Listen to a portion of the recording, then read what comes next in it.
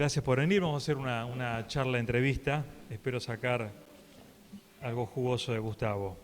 Lo primero que te quería preguntar es que yo creo que mucha gente, si yo estuviera sentado ahí, pensaría, voy a escuchar a Grobocopatel porque a lo mejor si hago lo mismo que él me va a ir como a él. ¿Vos crees que mucha gente que te va a escuchar tiene esta expectativa de, en tu caso, gente que le ha ido bien, exitosa, es decir, a ver si lo copio y me da el mismo resultado? No hagan lo mismo que yo, por favor, le va a ir mal. Es decir, no hay fórmulas generales, dirías. No, yo creo que cada uno tiene su entusiasmo por distintas cosas, su voluntad, suerte, capacidad de... O sea, las cosas, o sea, muchas veces las cosas salen bien después de varios fracasos, entonces también la capacidad de resistir, ya sea por distintos temas, por la propia personalidad de cada uno. Yo no creo que haya una fórmula. Parece que cada uno tiene su fórmula y cada uno tiene también su expectativa de las cosas, ¿no? Me parece que la fórmula es tratar justamente de que la expectativa esté alineada con la realidad, de tal manera de que genere placer. No es que si me entreno como Messi voy a ser Messi. Ni si No. hago lo mismo que vos voy a ser como vos. Está en cada uno. Bueno, gracias por compararme con Messi, pero no. Bueno, te quería proponer además como un formato de charla que me parece, espero que te interese, ahora que se habla tanto de las décadas, hacer un repaso por décadas, para ver en esa línea de tiempo tuya, sí. cómo fue ese proceso de crecimiento personal y profesional. Sí. Vamos con la década de los 20 a los 30. ¿Qué destacás de esa década tuya? Tus 20 La década del 80, años. la década del 80, Claro. que todo el mundo la llama la década perdida. En esa época la discusión que había era si la agricultura tenía futuro o no. Yo me recibí de ingeniero agrónomo, los precios agrícolas eran muy bajos, había retenciones muy altas, mucho más altas que ahora, en el gobierno de Alfonsín, y el mundo no demandaba alimentos. Había un gran debate. En ese momento se miraba más la ganadería que la agricultura. A principios de la década del 90 empieza eso levemente a cambiar, porque empieza a asomar este tema de China, de Europa, está el tratado de la OMC, donde nos da ahí un respiro porque no le ponen aranceles a la soja. Uno de los grandes motivos por el cual la soja despega en Argentina no es por China, sino por Europa. Y despega por un error de Europa, de visión de Europa, porque Europa pensaba que la proteína para alimentar animales iba a venir de las proteínas de la carne, del pescado, de otro lugar, y no de la soja.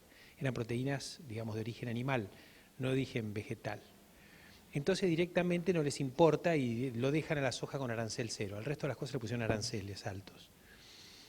Entonces, cuando viene el mal de la vaca loca y demás, que no pueden consumir más base proteica animal, cambian a la soja, que tenía arancel cero, no se pueden dar vuelta. Entonces, la primera gran demanda que tiene la soja argentina es Europa.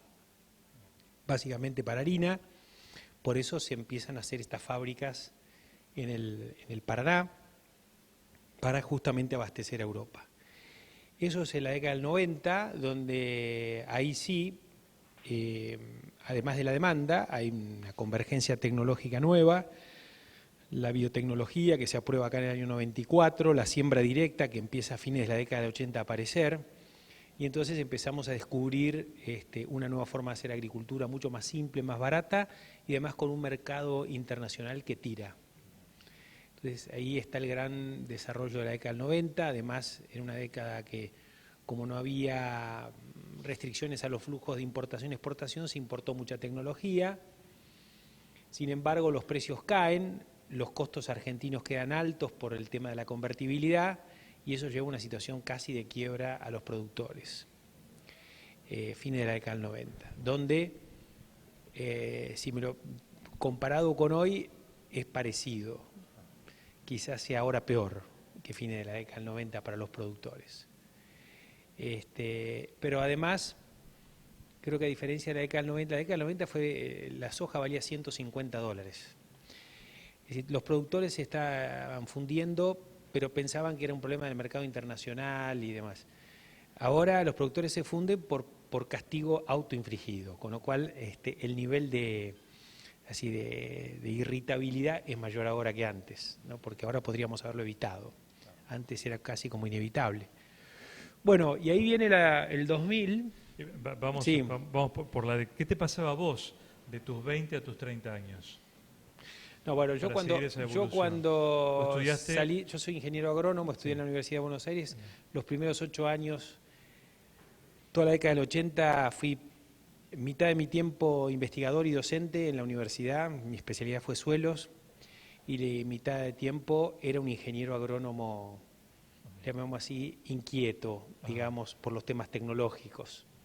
Primero ¿Qué año era de cuando tenías 20 años? 1984, 1983 hasta el 1990. Bien. La década del 90 no, ahí ¿Y ya... qué te preocupaba a nivel personal? ¿Tener una familia, Sí, un futuro como empresario? en esa época ¿Qué te no, preocupaba? era novio, digamos, todavía la familia no me importaba, me importaba ser un buen ingeniero agrónomo, tenía mucha curiosidad por temas tecnológicos, viajaba mucho al exterior para aprender de tecnología.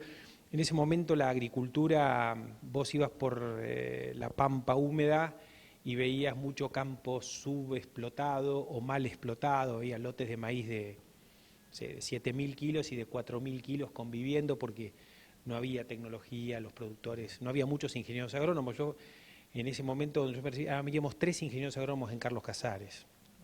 O sea, había uno que tenía como 60 años, que a mí me parecía re viejo, y había otro que tenía una agronomía que era un año mayor que yo y después venía yo. No había muchos ingenieros agrónomos. Raro, Había un de campo, un 3 paisano, agrónomos. un vecino de mi viejo, siempre contaba ese cuento famoso que para fundirse había que tener caballos de carrera, minas e ingenieros agrónomos. Claro.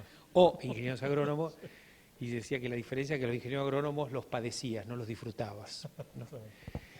Ese era el 1980, era un campo, digamos así, poco productivo, con poca agricultura. En ese momento se producían 30 millones de toneladas en Argentina.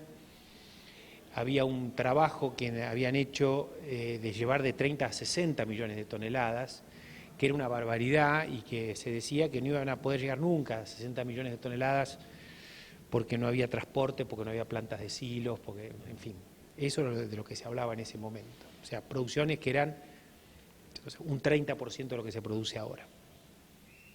La década del 90 eso crece a 60 millones. Bien. Ya pasamos de tus 30 a tus 40 años. A mis 40 años, ahí sí, familia, y hay un proyecto de empresa. ¿Cómo juega con la mis familia hermanas. con la profesión ya ahí? Bueno, mi mujer era ingeniera agrónoma, mis hermanas de la economía o no, pero vinculados con la empresa, mi padre, y ahí teníamos un proyecto de crecer en la década del 90. Nosotros habíamos aprendido en la década del 80, por las inundaciones y por distintos, llamamos así, fracasos, que podíamos hacer agricultura en tierra arrendada. Pues se nos inundó el campo y salimos a arrendar. Y a mí me había gustado esa idea porque sin tener que comprar el campo, todo el dinero que tenías lo podías reinvertir en capital de trabajo y no en comprar el campo. Entonces eso te daba realmente un upside, digamos, una capacidad de crecer muchísimo más alta que comprando tierra, que era el proceso tradicional. Entonces, cuando viene la década del 90, convertibilidad, altos costos, la única forma de bajar los costos era aumentar la escala. Y nosotros sabíamos cómo aumentar la escala rápidamente por este expertise que teníamos en hacer agricultura sin tierra. Entonces crecimos en escala. Nosotros en 1994 sembramos 75.000 hectáreas. Ese momento era impresionante. Y ahí fue cuando nos hicimos más conocidos. Y de las 75.000 hectáreas, el 40% era de socios. O sea, era un sistema colaborativo ya. El pool de siembra. Sí, podrías decir que era un pool de siembra, de acuerdo a cómo lo definas, porque los pools de siembra después era porque recibías capital de afuera. Bancos, Esto no, era capital propio de nosotros, con los contratistas, con los dueños del campo. Pero ahí, sin querer, empezamos a armar lo que después podría haber sido un pool de siembra o una red o un sistema de estos colaborativos, ¿no? Pero en el 94 ya era 75.000 hectáreas. Eso después cayó un poco hacia fines de la década del 90 por la caída de los precios internacionales, pero ahí nos dimos cuenta que no podíamos hacer cosas de escala si no teníamos calidad de management, ¿no? Vinculado con los términos de esto. O sea, había que invertir en calidad de gestión. Entonces ahí incorporamos profesionales, certificamos normas ISO 9001, discutimos de procesos, capacitación de las personas. Ya fines de la década del 90 la empresa tuvo una estructura más de empresa profesional, digamos, software, website, fue el primer website que hubo en el sector agropecuario, lo tuvimos nosotros. Nosotros tuvimos un software de procesamiento, digamos un workflow, como se dice en tecnología, propio, que también fue de los primeros que hubo en el sector. Entonces, cuando llega la crisis del 2001, nosotros estábamos con una muy buena plataforma desde el punto de vista competitividad, estrategia y demás, como para que ese empujón que tuvo el 2002, 2003, 2004, cuando suben los precios, cuando se diluyen las deudas, estábamos mejor preparados que nadie para salir primeros. Y crecimos mucho entre el 2003 y 2007, 2008. Ya la década de tus 40 a 50 años. A los, sí, no tanto, recién tengo 53. 53, bueno, lo de los 40 y piquitos. Ahí fue muy interesante porque la crisis nos hizo pensar si solamente teníamos que estar en Argentina, entonces armamos una empresa en Uruguay, en Paraguay, después Brasil, pero a Brasil ya iba de antes, a Brasil iba de fines de la década del 90 intentando hacer algo, nos metimos un poco en la industria, en harinas, después en pollos, siguió el tema ahora, hace poco el tema de la industria química, ahí ya la empresa fue más de servicios y más industrial y menos productiva. Y la parte de producción estaba vinculado más que nada a siembras asociadas o algún resto que quedaba de las actividades tradicionales que teníamos en producción de antes. Ahí se invirtió muchísimo en temas de lo que llamamos gestión de talentos, todo el tema de lo que es marketing, comunicación, innovación en servicios, el tema de mercados, de coberturas. Digamos, hacíamos muchas cosas, era, digamos, un amigo mío decía, bueno, también el tema de la profesionalización de la empresa familiar, un amigo mío decía que nosotros en un año hacíamos 4 cosas que a otra empresa le llevaba 4 vidas, y lo hacíamos todo en un año. Era como una cosa muy loca, hasta el año 2008, que sequía, después caída de precios, después conflicto con el gobierno. Todo eso puso, digamos, la empresa en una situación de, digamos así, no estancamiento, nunca uno se estanca, siempre uno va procesando las cosas, pero bueno, digamos, seguimos mejorando mucho internamente, pero si vos ves los números, bueno, dejó de crecer. Nosotros sembramos este año 30.000 hectáreas y en 1994 sembrábamos 75.000, por decirte un indicador. En otras cosas, por supuesto que crecimos, pero el punto, diría yo, del final de la reflexión sobre lo que pasó en los últimos años no es tanto lo que hicimos, sino lo que dejamos de hacer o lo que hubiéramos podido hacer. No solamente nosotros, sino todo el sector. Ya retomamos eso. Te quería preguntar ahora por esos días con el campo inundado. ¿Te imaginabas cuál era el clima en tu casa, en tu papá, tus hermanas, un campo inundado y lo que pasó ahora? Bueno, cuando se inundó el campo yo me encargué de cosechar maíz en medio del agua y me instalé en el campo y me llevaban comida por helicóptero, me tiraban comida helicópteros militares, a mí y a todos los que vivíamos aislados. El triunfo en esa época era sacar una tolva de maíz por día y eso festejábamos. Nos juntábamos a la noche a disfrutar y a festejar que habíamos cosechado una tolva de maíz. Y después al mes siguiente que enganchábamos 3 tolvas y por arriba de la vía podíamos sacar 3 tolvas y cargar medio camión después de tolvear durante 30 kilómetros. Y la vida es así, ¿no? Es tolvear y festejar los pequeños logros de cada día. Esa es nueva, la vida es tolvear. Sí, hay que tolvear. Hay que tolvear. Sí. Me gusta preguntar por esos momentos porque son como un cuadro que queda, ¿no? Una foto que en tu vida habrá quedado marcada para siempre, ¿no? Ese esfuerzo.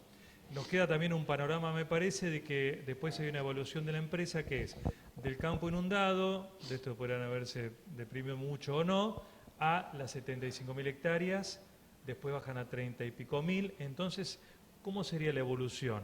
Primero mucha escala y después no tanta escala. Mira, la evolución de las empresas nunca es lineal. Cualquier empresa que vos, no sé, lees el libro de Steve Jobs, no es lineal. Steve Jobs lo echaron Claro. de su propia empresa. No, vos tenés periodos donde en realidad vos te vas preparando y cuando te abren, te aflojan el cinto, creces, digamos, y hay momentos que te aprietan el cinto y reculás. O sea, la historia de la evolución de las empresas siempre es eso. Ahora, el punto es que siempre tenés que aprender. Cuando te aflojan el cinto y cuando te aprietan el cinto. Tenés que aprender, son oportunidades de mejora. Es decir, son oportunidades para que uno ajuste sus cosas. Por eso hay gente que ahora se discute sobre si va a haber ajuste o no va a haber ajuste, sí. ¿No es cierto? Y yo vivo ajustándome. Y para mí ajustarme es un disfrute. Porque aprendo, porque entiendo mejor las cosas, porque me preparo para un futuro mejor. No hay que tener miedo a ningún ajuste. ¿Tenés un resto para ajustarte? No necesariamente, no necesariamente. Depende cómo lo midas. Es decir, yo no tengo problema en volver a tolvear. Si hay que tolvear. Digo, y disfrutaría tolvear de vuelta, digamos. Estabas por decir, intuí en un momento que podrían vos y muchas empresas estar mejor, ¿no? Uh-huh. ¿A eso ibas? Mira, yo digo lo siguiente, Argentina necesita multinacionales. O sea, mi proyecto es que los Globos sean una multinacional. Creo que ese es el rol que tienen los Globos.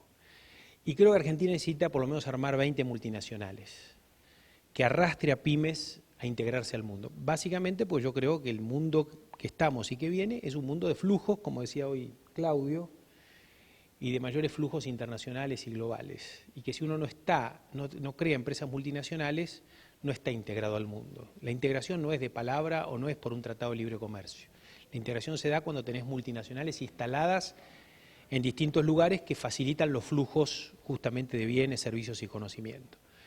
Entonces, perdimos la posibilidad de ser multinacionales, digamos, porque concretamente, digamos, cuando la corporación Mitsubishi me viene a ver era para invertir en el grupo, después decide no invertir en Argentina, invertir solamente en Brasil. Digamos, hoy nosotros de socio con Mitsubishi podríamos hacer una gran multinacional argentina. Y supongo yo que otras empresas han perdido también esa oportunidad. Que sí que perdimos 15 años en estos debates y de tener esta posibilidad. La ventaja de estas multinacionales es que permiten que haya otras empresas involucradas al ecosistema de negocios que también exporten, no es solamente una ventaja nuestra, ¿no? O sea, si nosotros nos instalamos, no sé, en Colombia, es probable que empresas de Argentina vendan semillas, agroquímicos, inoculantes, maquinarias, mucho más fácil de que si no estuviéramos. Entonces es una ventaja para todos. Entonces, ese es el gran desafío. Yo no sé si lo voy a lograr en mi vida, espero que los que están a cargo de la empresa o que van a estar a cargo de la empresa más adelante lo logren, pero me parece que ese es un lindo desafío. Hasta ahora los hechos, lo que pasó, la historia concreta, la década que viene, ¿qué aspiraciones tenés en materia profesional y personal también? ¿Cómo vas acompañando esas dos etapas? No, yo siempre tengo esperanza, si no, no podría tolvear. Claro. Yo tolveo con esperanza, ¿no? Y creo que las elecciones son un momento de esperanza, ¿no? Cualquiera, yo siempre tengo esperanza, digamos, no importa quién gane después, es un momento donde un espacio para pensar, para rectificar, para ratificar, para conversar. Es una pena que antes de las elecciones no se pueda conversar mucho porque todo el mundo está especulando, ¿no? Pero bueno, yo espero que después que esté definido quién es el nuevo presidente y demás, haya un espacio de conversación. Y yo confío mucho que la conversación con confianza, generan... O sea, acá no hay que hacer cosas muy raras. Hoy lo decía Claudio también. Argentina nos comimos todo el stock, pero tenemos un potencial de flujo muy alto. Entonces, no hay que inventar cosas, hay que hacerlo lógico, ¿no? Hay que ser un país normal, digamos. Claro, lo que se dijo al principio. Sí. Por tu experiencia, es interesante el caso de ustedes para que puedas contarnos sobre el argentino trabajando? Porque se habla mucho de que el argentino que es muy bueno, que esto, que lo otro. ¿Cuál es la experiencia que han tenido con argentinos afuera o con paraguayos, brasileños, uruguayos, colombianos? ¿Cómo estamos realmente? ¿Somos tan buenos como cree nuestro ego que somos? Mira, yo trabajé intensamente en Brasil porque fui a crear una empresa allá y en Uruguay y trabajé intensamente en esos dos lugares, por supuesto Paraguay también, ahora conozco a Colombia un poco más. Yo creo que Argentina tiene un capital humano, un stock de capital humano un poco por arriba del resto. Quizá parecido al de Uruguay, solo que Uruguay tiene otro tipo de problema, que es un problema más actitudinal, digamos. Tienen el complejo de la chiquitud. Ahora, digamos, el 10% más capaz de Brasil es igual de capaz que el argentino o probablemente superior al 10% más capaz de Argentina. El problema es abajo. Es decir, ese 50% del medio, 60% del medio. Vos acá tenés gente muy creativa, muy emprendedora, en clase media, clase media baja, en posiciones más bajas. En otros lugares no lo conseguís tan fácil. Creo que esa es una ventaja que todavía tenemos. Argentina inclusive podría exportar management al mundo. Podría, no solamente know-how, sino capacidad de ejecución. Por eso yo soy bastante a favor, digamos, del tema de la creación de un Mercosur mucho más abierto y más integrado, porque justamente a Brasil le falta eso. Entonces, veo exportación de management argentino al Mato Grosso, gente de acá, tractoristas o camioneros y empresarios, digamos, de todos los niveles, colaborando con el desarrollo de los cerrados de Brasil, por ejemplo. Si hubiera flujo más libre de personas, de capital y demás, podríamos crear empresas en una plataforma única que sería el Mercosur. Eso no es trivial, porque vos sabés que yo creo que acá hay una zona, esta plataforma fotosintética que es el Mercosur, debería ser uno de los centros de la nueva revolución industrial verde, ¿no? Entonces, yo creo que Argentina en ese sentido tiene mucho para darle. Es más, yo te digo una cosa. Sí. Cuando veo las pruebas PISA, digamos, comparando entre los países, yo creo que estamos mucho mejor que lo que la prueba PISA dice. En eso, una parte de razón le doy digamos que hay un problema en la forma de medición, evidentemente, porque la realidad es otra. Obviamente estamos mal, nos quedamos para atrás, hay que cambiar, pero es parte de la crisis educativa que uno ve en todo el mundo en general, salvo contadas excepciones. Puede ser que la soja, también viste que venimos escuchando hace tiempo que China, que creció, que quieren comer, que tienen hambre los chinos, que no. Sí. ¿Y ahora qué pasó? ¿No tienen más hambre los chinos? ¿Qué pasó? No es así. No, si vos mirás, la demanda china crece de soja. El precio es otra historia. Pero el otro día me preguntaban si se había terminado el boom. Le digo, mira, depende cómo lo mires al boom. Si vos lo medís en precios, bueno, está pasando una crisis, pero si lo medís en demanda, en toneladas demandadas, el boom continúa. No, la gente sigue consumiendo. Yo creo que inclusive va a haber que cambiarle el nombre de commodity a los que está, a los de los alimentos, los ag commodities, no sé, habrá que llamarlo de otra forma, porque llamar a todo commodity no va a tener la misma dinámica el cobre, el hierro que la soja. No la tiene, de hecho. La sojización en términos edafológicos, vos que sos especialista en suelo, ¿es una realidad, es un problema ya en el país? No, digamos, el verdadero problema son las labranzas. Vamos a arranquear el problema. El problema es la labranza. Es decir, labrar la tierra es un problema porque yo me formé trabajando sobre erosión hídrica, eólica, degradación física de suelos. Eran los temas de la década del 80, eran mis temas de la década del 80, volviendo al tema. La siembra directa prácticamente casi eliminó, no puedo decir la palabra eliminar porque mi pasado científico no me deja, pero redujo sustancialmente los riesgos de erosión hídrica, eólica y degradación. Ese es el primer tema. Después lo que necesitamos son rotaciones de cultivos, y las rotaciones de cultivos tienen algo que ver con el tema de la conservación, no en todos lados, no es lo mismo rotación de cultivo en sudoeste de la provincia de Buenos Aires que en el Chaco o que en el Mato Grosso. Se necesitan más rotaciones con gramíneas donde hay más temperatura porque la materia orgánica se quema. En el sur de la provincia de Buenos Aires los rastrojos son un problema, en cambio en otros lugares, o sea que no es lo mismo en todos lados. Pero digamos, la rotación de cultivos tiene una ventaja no tanto sobre el suelo, sino sobre los cultivos, el corte de enfermedades, corte de malezas, por ejemplo, ahora que hay tanta resistencia, esto fue exacerbado exponencialmente por el soja sobre soja. Si hubiese habido trigo o maíz, esto hubiera ocurrido, pero hubiese ocurrido mucho más tarde. Entonces tiene un problema sobre las malezas, tiene un problema sobre las enfermedades, tiene un problema para los números del productor. El productor va hacia un sistema que consume más energía y es más caro. O sea que el monocultivo es algo que el productor no quiere y que se ha visto obligado a hacer para poder resistir. Si no, digamos, en lugar de tener problemas de quiebras ahora, lo hubiésemos tenido hace 2 o 3 años. En cuanto acomoden los números del trigo y el maíz, sacándole las retenciones o reduciéndolas sustancialmente, la gente va a volver a hacer rotaciones. A todos les conviene hacer rotaciones. El productor es rotador, no es monocultivero, digamos. Nos hemos tenido, o se ha tenido que defender el productor de una agresión absurda que ha tenido estos últimos años. ¿Te parece que a futuro, con el aumento de la población y la necesidad de alimentos, los estados van a intervenir cada vez más en el cultivo en la siembra, por ejemplo? Van a decir, bueno, vos tenés que sembrar tanto, vos no tanto. Bueno, los estados han intervenido y les ha ido mal, digamos, porque tenían stock de intervención y les salió caro y mal. Yo creo que en general los estados, o sea, los gobiernos, no entienden al sector agropecuario.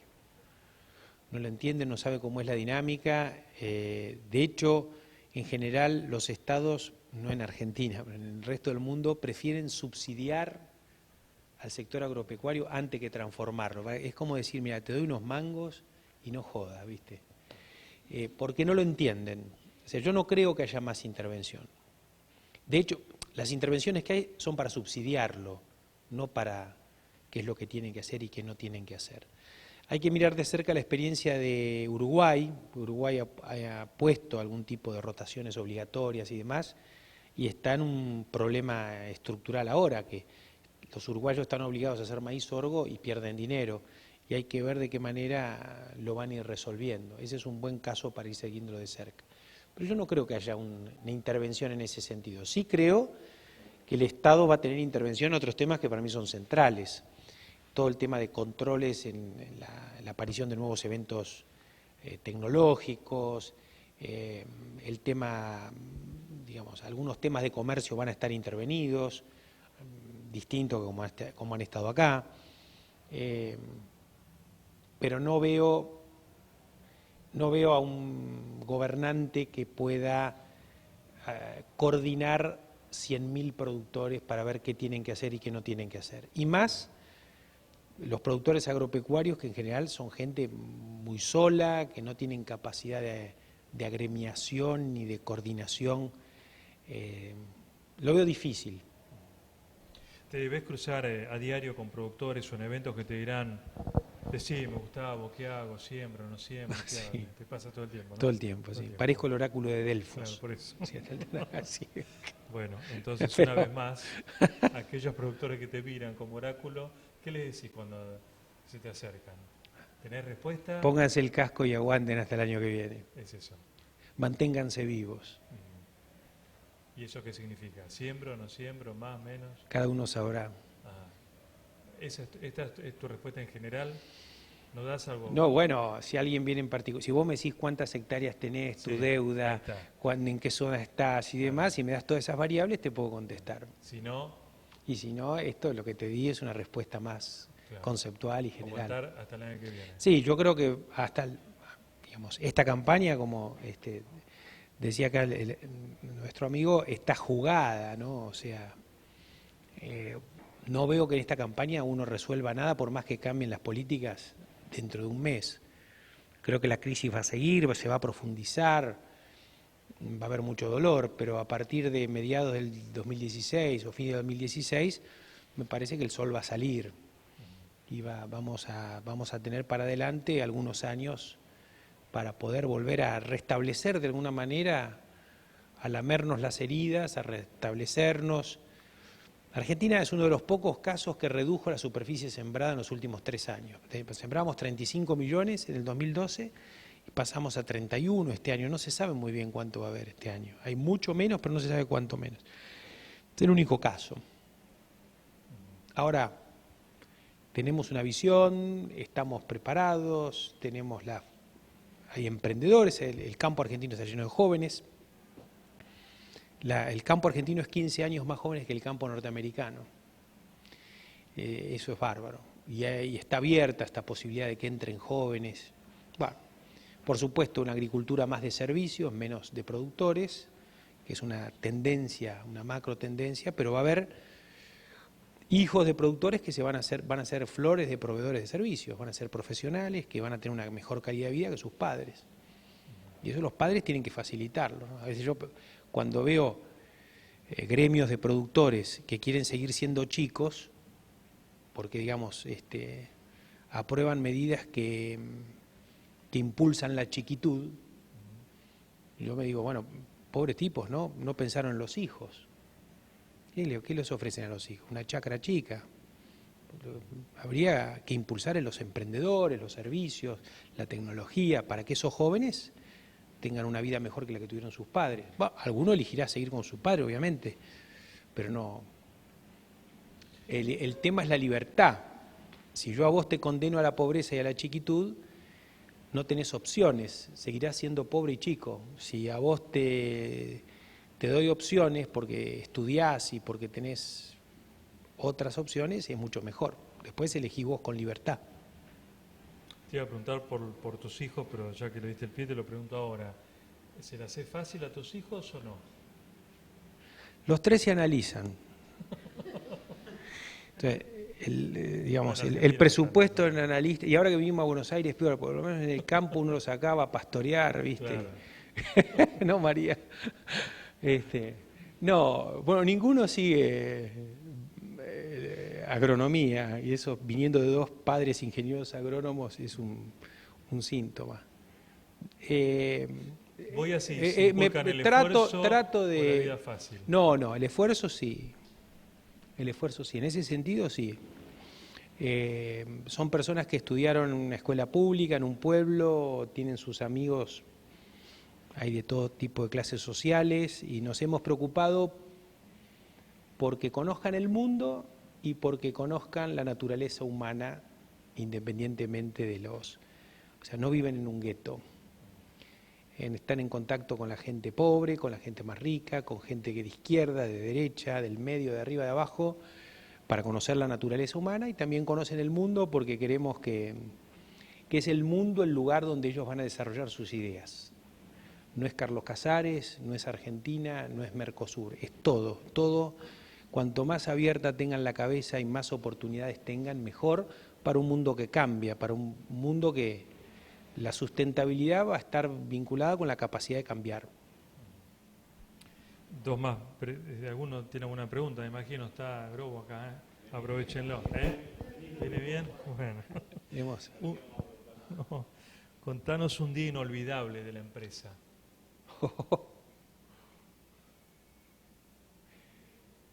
Siempre todo el mundo me dice, me hacen ese tipo de preguntas, como hiciste vos.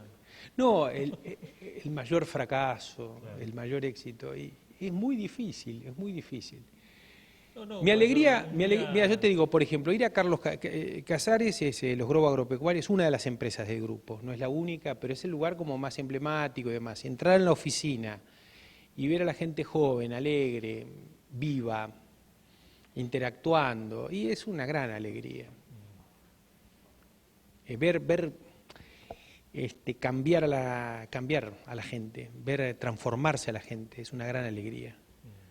Me pasaba cuando era docente, ¿no? Que uno veía, digamos, lo tenías muy en contacto con tus alumnos, ¿no? Que veías transformarse a tus alumnos, cambiar la forma de pensar o de debatir o de discutir. Es una gran alegría poder discutir con mis hijos, con la gente que labura conmigo, con mis clientes, con mis proveedores, de igual a igual, en forma transparente, en forma inteligente, mirando para adelante, eso es una gran alegría. La mayor alegría es eso, la gente.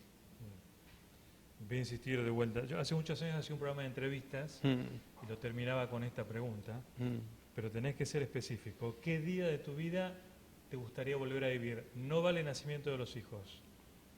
Volver a levantarte como en el túnel del tiempo un día. ¿Qué día? ¿El día qué? Oh.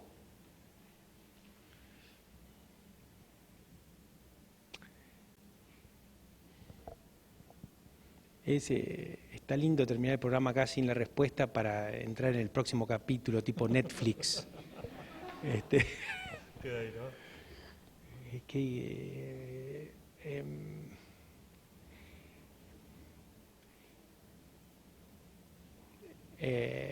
claro, hay varias cosas, ¿no? ¿Sabes qué pasa? Yo creo en esa cosa, como decía Piaget, que vos vas metiendo en el cerebro cosas como si fueran una caja o en un depósito, y que un día por algún motivo todo eso se conecta entre sí y tiene un sentido,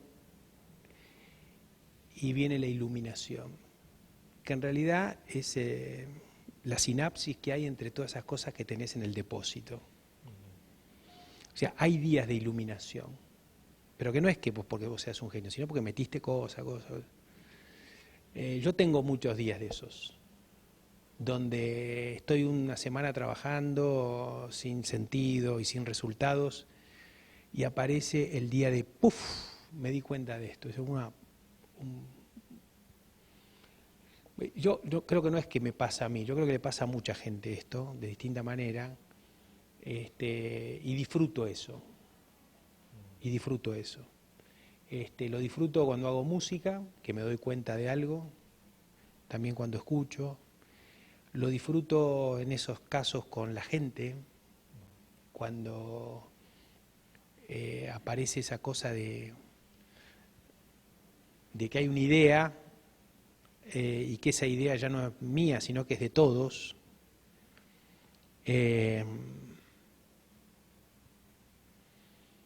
Pero mi vida está llena de esos momentos, ¿no? No sé, vine acá y dije, ¿por cómo voy a dar una conferencia estando Juan Miseli? Si Juan Miseli me puede entrevistar y es mucho más divertido para todos. No lo tenía preparado, pero te vi y dije eso. Y cada vez hago más eso, me dejo llevar.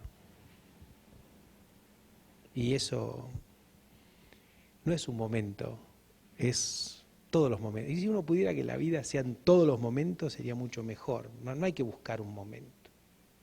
No. Igual te veo arriba del tractor con el agua. ¿Con la tolva? Con la tolva. Una imagen tuya que no tenía. Sí, lo conservé. El fin de semana estuve en la oficina y ahora me quieren hacer vestir bien porque usualmente ando mal, no le presto atención a la ropa. Y entonces me hacían acordar que andaba con franciscanas y bermudas, ¿no es cierto? Y entonces me veo. Mira, te voy a contar una anécdota. Yo salí a buscar clientes, por ejemplo, ¿no? Un negocio de acopio de granos y demás. Y es un negocio donde la gente confía mucho en vos, porque te entrega todo el cereal y vos hasta que le entregás la documentación y demás pasa un tiempo. Inclusive antes pasaba mucho tiempo que le dabas el certificado de depósito. Entonces la gente te daba millones de dólares por ahí, o cientos de millones, que era toda la vida solo por confianza.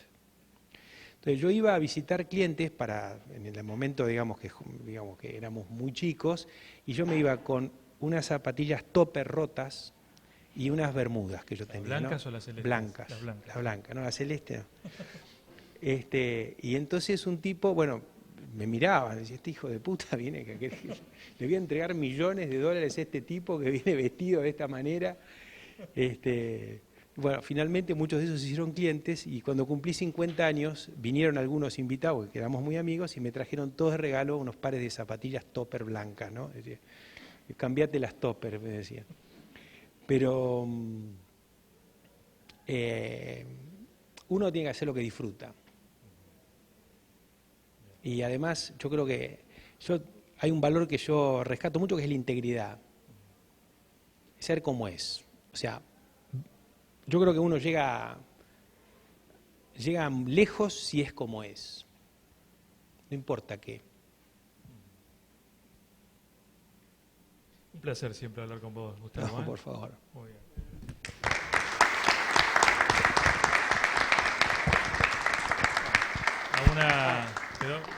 ¿Alguna pregunta? Sí.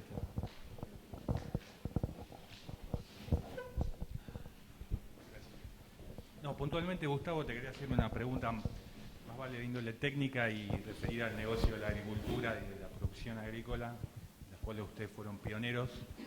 El esquema de agricultura por contratos, que bueno, en este momento está frenado, lejos de su momento generoso. Sí. ¿Vos lo atribuís a un tema solamente coyuntural o le ves algún problema de fondo a esa estructuración del negocio agrícola? Sí, yo creo que es un negocio que tomó una dinámica enorme, digamos así, muy activa, turbulenta, y que las instituciones no acompañaron. O sea, las instituciones en tanto reglas de juego no acompañaron esa transformación que hubo. Y una de las instituciones es la ley de arrendamientos, es una regla. O sea, el contrato accidental de arrendamiento estaba pensado para otra Argentina. Habría que derogar eso y hacer que los contratos duren por lo menos 3 años. Yo creo que eso va a contribuir a resolver un 70%, 80% del problema. Obviamente que después hay que ir ajustando. Yo tengo un amigo que decía, porque ahora todo un enfoque institucionalista, ¿viste? Que las instituciones hay que mantenerla y mantenerla y mantenerla. Yo no estoy de acuerdo con eso. No, yo creo que las instituciones que no sirven hay que destruirlas rápidamente. Decía que quien lucha por mantener las instituciones no teme en cambiar sus valores, y en que lucha en mantener sus valores no teme en cambiar las instituciones. Y yo estoy de acuerdo en eso. Gustavo, acá somos muchos jóvenes, se habrás visto, hablaste de la tecnología, siempre fuiste apasionado de la tecnología, de los avances tecnológicos, de lo que se iba a venir.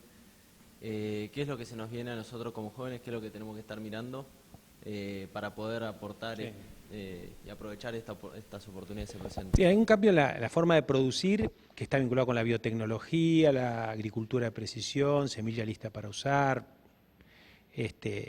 Y después está el tema de Big Data, ¿no? O sea, la cantidad de capacidad de captura de datos y de manejo de datos y procesamiento de datos es muy grande. Mirá, hoy teníamos una reunión, a propósito, digamos, hemos creado una empresa con el INVAP que se llama Frontec, de agricultura de precisión.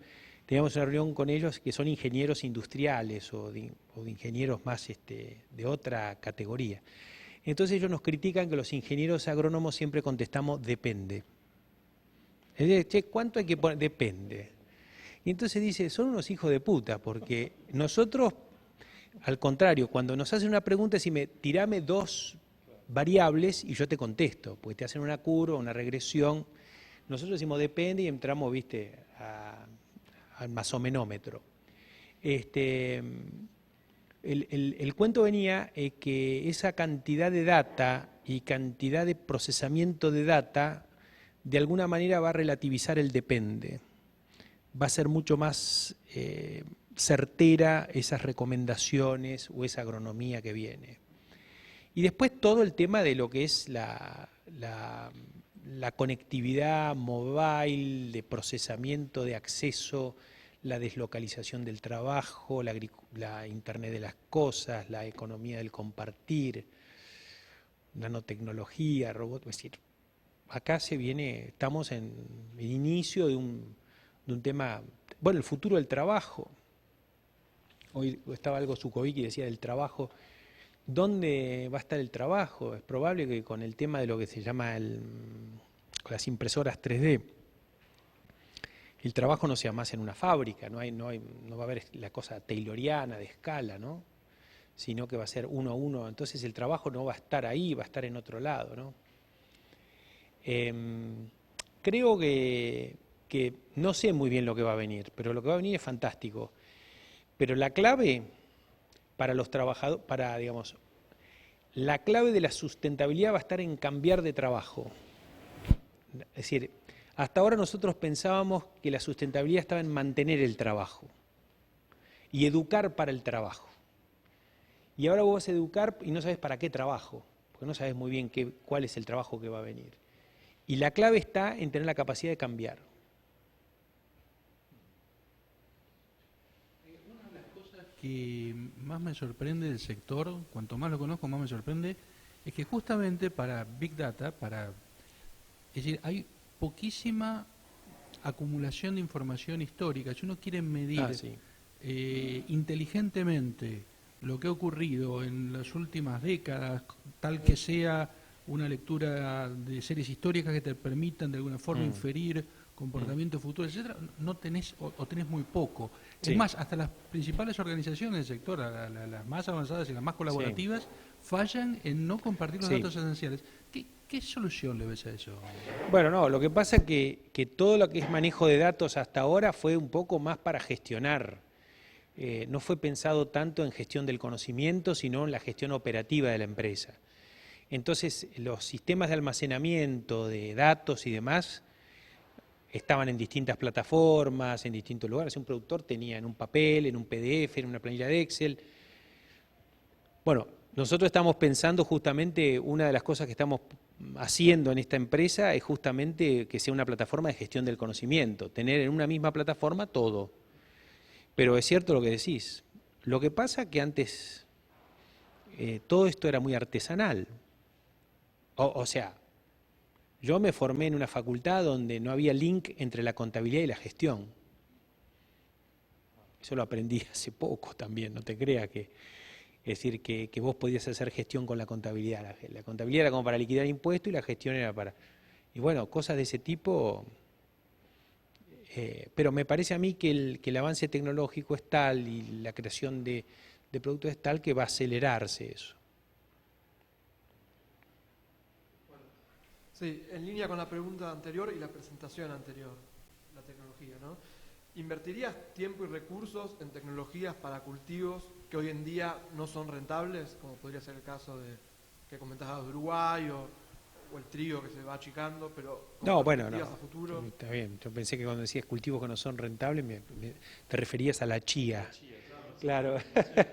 No, el trigo, son cultivos básicos, ¿no? O sea que va a haber siempre un mercado. No es la misma la dinámica del trigo que de la soja, porque tiene que ver con que el patrón de consumo va hacia las proteínas y a los aceites y menos a las harinas o a los carbohidratos. Pero no, sí. Sí, bueno, hay avances en eso, ¿no? Digamos, hace unos días se anunció el tema del gen de tolerancia a sequía. Va a ir para el trigo y para otros cultivos. También invertiría en nuevos cultivos, ¿no? O sea, yo creo que las legumbres es un tema que va a ser importante, ¿no? O sea, es las proteínas de los vegetarianos, la soja es la proteína de los carnívoros y las legumbres la proteína de los vegetarianos. Lentejas, arvejas, Garbanzos. garbanzos. Gustavo, ¿por dónde ves en el mediano plazo, pongamos 5 o 10 años, quizá un poquito más largo, el agregado de valor de los granos para la Argentina, digamos? Sí. ¿Qué más se puede hacer de eso? Sí, hay distintas miradas del valor agregado, ¿no? Creo que todo el mundo acá más o menos y hay una discusión también académica sobre el tema del agregado de valor. Hay una concepción más lineal de la cadena de valor que dice que si vos tenés maíz y soja, tenés que hacer concentrado y después tenés que hacer pollo, cerdo, carnes, leche, Yo creo que ese es un camino, me parece que hay una oportunidad porque el mundo demanda estos productos. Pero no es el único camino del agregado de valor, no es lineal, también puede ser radial, ¿no? Y tengo un amigo en Harvard que se llama Hausman que siempre cuenta el caso de Finlandia, que es bastante conocido, que ellos tenían bosques. Finlandia es un país campesino. Digamos, dentro de Escandinavia, el país más campesino es Finlandia. Básicamente bosques, y que uno pensaría que de un bosque sale un mueble o pasta de papel. Sin embargo, los finlandeses se especializaron en máquinas de corte de los árboles y armaron una industria metalmecánica sofisticada para el corte de los árboles. Le metieron electrónica y crearon empresas que hacían electrónica para las máquinas de corte, y de alguna de esas empresas salió Nokia. Y que Nokia, digamos, revolucionó la economía finlandesa, que son 4 millones de habitantes. O sea que el valor agregado del bosque estuvo en Nokia. Y nosotros podemos, si nos damos... Hausmann dice una cosa muy importante, la visión lineal del agregado de valor termina siendo un corsé, no termina siendo una solución, porque es como que estás condenado a hacer algo y no mirás al costado, y a lo mejor el agregado de valor está al costado. Me parece que ahí en los costados hay mucho sí. Para el plástico, no sé, el silo bolsa, se me ocurre ahora que podemos exportar plástico, sí, en forma competitiva. Sí. Y en relación a eso, ¿cómo ves la demanda del mundo y las posibilidades concretas de Argentina de poder insertarse en el comercio mundial con algún producto así? Altas, pero hay que hacer mucho. Mirá, yo vengo de Colombia, el Tratado de Libre Comercio bajó los aranceles de importación de soja de Estados Unidos a 0, y de Argentina los aranceles siguen siendo el 20%. Es decir, mientras nosotros no nos integremos al mundo, firmemos Tratado de Libre Comercio, se nos van cerrando los mercados. Nosotros hemos perdido 10 años ahora increíbles. Ojo, yo soy pro Mercosur, o sea, yo creo que los tratados de libre comercio hay que hacerlo desde el Mercosur, pero hay que andar a una velocidad extrema, digamos. Si a mí me dicen, el próximo presidente, que lo que hay que hacer más urgente es, desde Cancillería, armemos rápidamente una convergencia macroeconómica en el Mercosur, pongámonos de acuerdo que en 5 años tengamos todas las variables acomodadas. Vos me decís, mira, Brasil es un quilombo, acá es un quilombo. Bueno, mira, justo es el momento. Porque hay un quilombo, tenemos que converger macroeconómicamente y avanzar con los tratados de libre comercio con Europa, con otras zonas del mundo, con la China.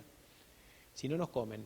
Vas a tener un pollo barato, vas a ser súper competitivo, pero vas a tener un arancel para venderlo altísimo. O vas a tener un solo destino para vender, que es China. Entonces vas a depender del humor chino. ¿Por qué se volcaron mayoritariamente a los granos y no a las carnes? Porque hay una respuesta. La carne, primero que nosotros tenemos una visión más de integración de valor. O sea, nosotros no hacemos granos, comercializamos, somos molineros, corredores, acopiadores. O sea, tenemos una visión de integración. O sea, que nos dedicaríamos a la carne si compramos un frigorífico, no sé. Y la carne fue siempre una cadena muy politizada, muy donde el éxito o el fracaso dependía del ánimo del gobierno de turno. Después nos dimos cuenta que la agricultura también, pero la carne era tradicionales. Carne barata que quiere todo el mundo. Sí, la carne tiene un problema, que es la comercialización en media res. Es una locura, porque genera doble estándar. No tenés un solo estándar. Vos cuando vendés soja tenés la calidad de la soja, grado 1, grado 2, grado 3, tenés un estándar. Cuando comercializas con media red, tenés varios estándares.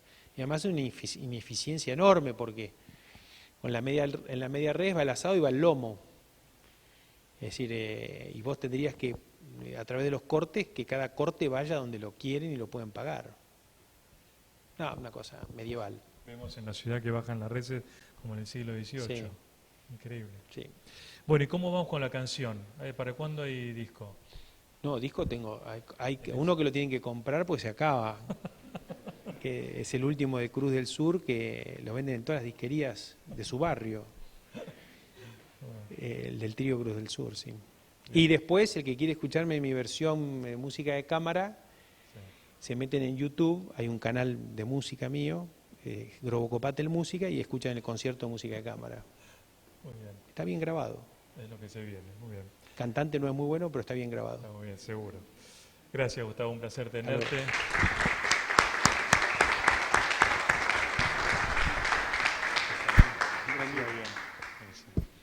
Muy bien, terminamos esta 7ª edición del seminario, los esperamos el mes que viene.